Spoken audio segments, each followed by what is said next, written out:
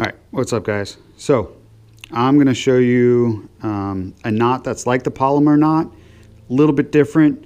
I've had some problems with the Palomar knot. I know it's not the knot's fault, it's my fault. It's the way I tie it. So if I get snagged or if I land a bigger fish, the knot will actually break, because that's the weakest point in your line, is where the knot is. So I'm going to use some guts from some 550 paracord, and I'm going to use this eye as if it was the actual hook. So we can do it this way. So we have a hook, we have an eye.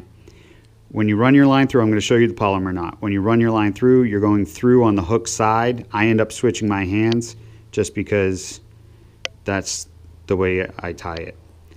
So you double your line over so you have a loop. You're going to push it through the eye. This is where I switch my hands. So now the important part is to make sure that your line doesn't twist. So if you have a twist in it, that will decrease the strength of the line, and it will snap.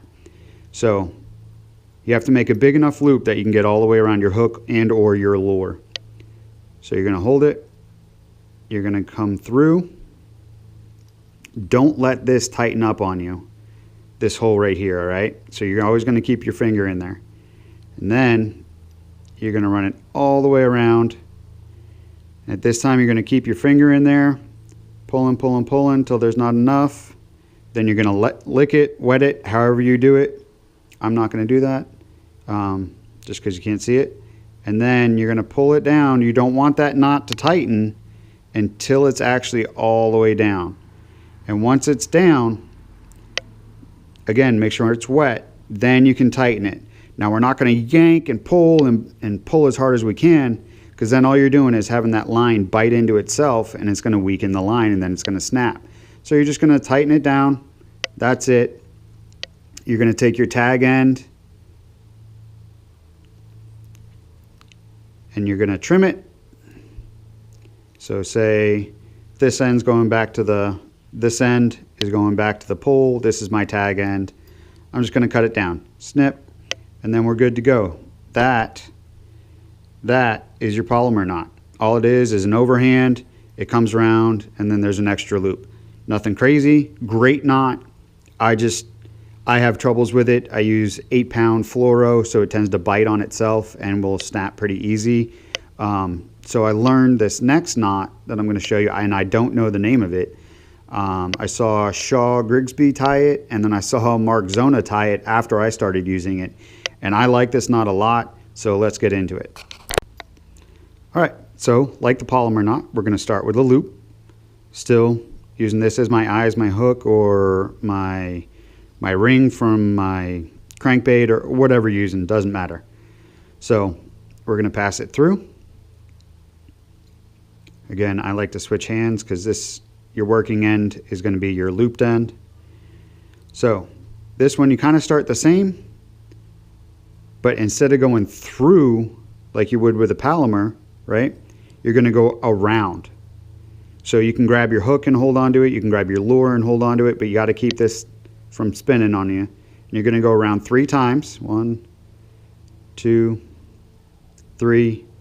On that third time, you're going to grab your looped end and you're going to pass it back through where your index finger is, like so. Now grab your knot. Don't let go of your tag end and your lead end that goes back to your pole. You're going to take this. You're going to take this looped end that you just passed through. So this is the loop I was holding on to. This is my looped end, and this is what I'm actually going to pull on first, okay? So I have my tag end and my lead end running back to my pole in my fingers. I'm going to wet the knot, saliva, water, whatever you got.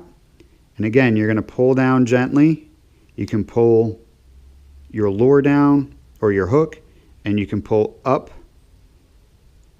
on your tagged loop end, and then wet your line all the way down, pull it down, and just give it a little tug. We're not going crazy with it. Again, If you're using fluoro, the harder you pull on it, it's going to bite into itself, and then it's actually going to break a lot easier.